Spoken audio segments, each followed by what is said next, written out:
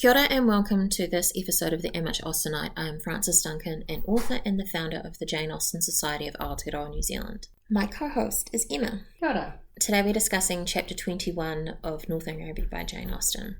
In Chapter 21, Catherine plays a half-dressed Gothic heroine in examining her room. So she examines the chest when she's only got one arm in her dress, and she examines the cabinet when she's in her nightclothes. Hence the half-dressed. So I'm imagining her wearing a round gown, called round gowns because they go around you. So you put one arm in and then you wrap it around your body and it ties in the front. And that's why she can dismiss Miss Tilney's maid. So she doesn't need someone to lace her up the back. If she's of a certain rank, the rank that General Tilney thinks she is, should she not also be travelling with a maid? It's quite clear she's not. Yeah, you would expect her to have a maid, and she wouldn't know how to get dressed without one. General Tilney should have really twigged that there's something fishy about this young heiress. But she's so dramatic in this, it's hilarious. The trunk has imperfect remains of handles of silver, broken perhaps prematurely by some strange violence. There's a mysterious cipher in the centre of the lid, and she's trying to figure out what it says on top of it. It couldn't be a T. Yet that it should be anything else in that house was a circumstance to raise no common degree of astonishment, because of course all the people marrying into the family. Catherine, did you think about that? The use of the word cipher. It's not an initial. It's not a letter. No. It's a cipher. She thinks she should be able to open it unless it was secured by supernatural means. She has gone way out on a limb since arriving at the Abbey. She has had fanciful thoughts from her novels before, but she has gone full cray-cray. Is it partly Mr. Tilney's fault because of the stories he was telling her in the carriage? Absolutely it is. She has been primed for this, it's true, but she has gone all the way. I think he's read all of those Gothic novels and he's just talking about a trope. She's incorrigible though, so she gets these ideas about the chest and Miss Tilney comes in and kind of should make her feel like a fool that it's only got a bedspread in it. Miss Tilney makes it completely prosaic and she should feel chastened. On Miss Tilney coming into the room, it says she enters the room and it doesn't sound like she knocked. Catherine is caught in her idle search. Miss Tilney's house, maybe you don't knock on doors in your own house. Or it could be the discomfort about her father. General Tilney reveals his true character because he's seriously cross that the girls are late down for dinner and he's holding his pocket watch and pacing the room. Pulls the bell with violence, orders dinner to be on the table directly. He recovers himself during the meal and is sucking up to her again about the size of the room and all through the evening. Catherine's enjoying herself, particularly when General Tilney's not in the room. But he even tells off Eleanor for foolishly hurrying Catherine, because she's out of breath. But there was not the least occasion for hurry in the world when there so clearly was. But the size of the dining parlour, the dimensions of it would have been much better for a drawing room.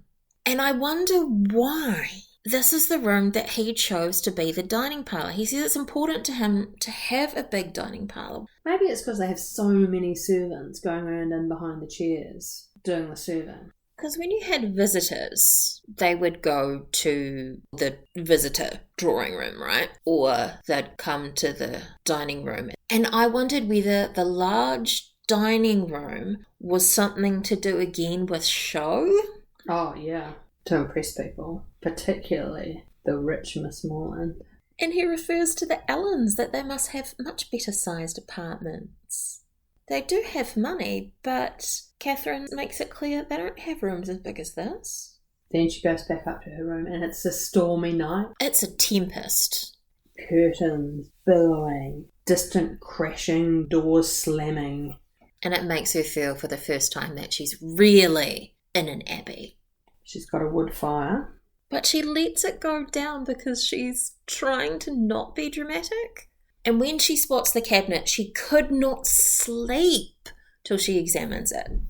Henry foretold she would find a manuscript. Yeah, again, it would be great if he'd planted something in there for her to find and read and be like, "Dear Miss Morland, I see you found my note." She accidentally puts out the candle. Darkness impenetrable and immovable filled the room. Austen's so getting into this. She mentions horror several times. The kind of darkness is something we're not familiar with because we have streetlights.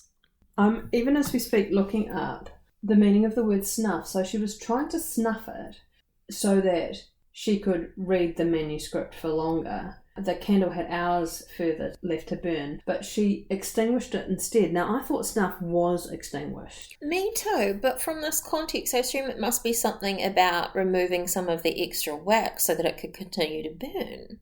What the internet is telling me is that the snuff is the charred part at the end of a candle wick. I think she was trying to remove the black burned part of the wick. So like trimming it? Well, trimming it is what you do when it's not burning, I think. Oh. Is it? Is it? Look how much we know. We are so smart. Thank you, Google. That she might not have any greater difficulty in distinguishing the writing than what its ancient date might occasion, she hastily snuffed it. It must make the candle burn brighter if you take off the burnt bit. I'm totally going to try this. Because she's doing it hastily, that's how she ends up extinguishing it accidentally. And there she is, in a totally unimaginably to us with our pilot lights on all of our devices, dark room. A violent gust of wind rising with sudden fury is occurring. The bits of paper are on the floor, the fire's out. She leaps into bed and she's awake for hours. Hollow murmurs are creeping along the gallery. Her blood's chilled by the sound of distant moans. She's listening to the clocks ticking. At the time, she's terrified, but later she'll be like, "Oh, I got to be a Gothic heroine."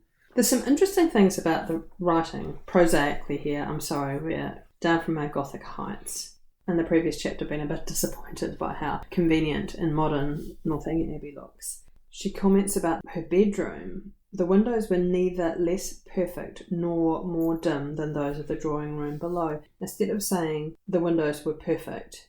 Because that's what she wants it to be. She wants them to be imperfect and dim. She's so upset when she's downstairs and they're modern windows. If you are writing in a modern style, the push is always to write actively, not passively. There is a beauty in writing passively. It tells you something important. I think there's something to be lost in always writing directly. You can find the beauty in indirect writing in this book. We get to see inside Catherine's brain. There's some stream of consciousness here in inverted commas. This is strange indeed. I did not expect such a sight as this. An immense heavy chest. What can it hold? Why should it be placed here? Pushed back too, as if it meant to be out of sight. I will look into it. Cost what it may, I will look into it, and so on. We actually get to see Catherine's thoughts directly, which adds to the drama, adds to the immediacy and the Gothic nature that it's written so differently. It would be interesting to get inside her head in the Bath chapters so you could hear the difference. Is this how she normally thinks? Does she think this rapidly and excitedly? I feel she probably does think like this. But Jane Austen wants us to see the excitement, the Gothicness. We want to get the feel of the Abbey by seeing Catherine's thoughts. We don't get a lot of dialogue in this chapter, so having Catherine's thoughts as though they're speech kind of helps balance that, because there's not really any conversation. Things are said, but it's not really a conversation. They're talking about the size of the dining parlour. It's the immediacy of her thoughts, this kind of stream of thoughts, hyphenated fragments. But you really get that feeling, and it shows how Jane Austen writes to get that effect. And very effective it is too. And that's our discussion of Chapter 21 of Northanger Abbey by Jane Austen. I'm Frances Duncan, this has been Emma. Thank you for listening, and we wish you happy reading. Mr. Bingley, the dog, is currently attempting to get under the edge of a heavy rug to scratch his back.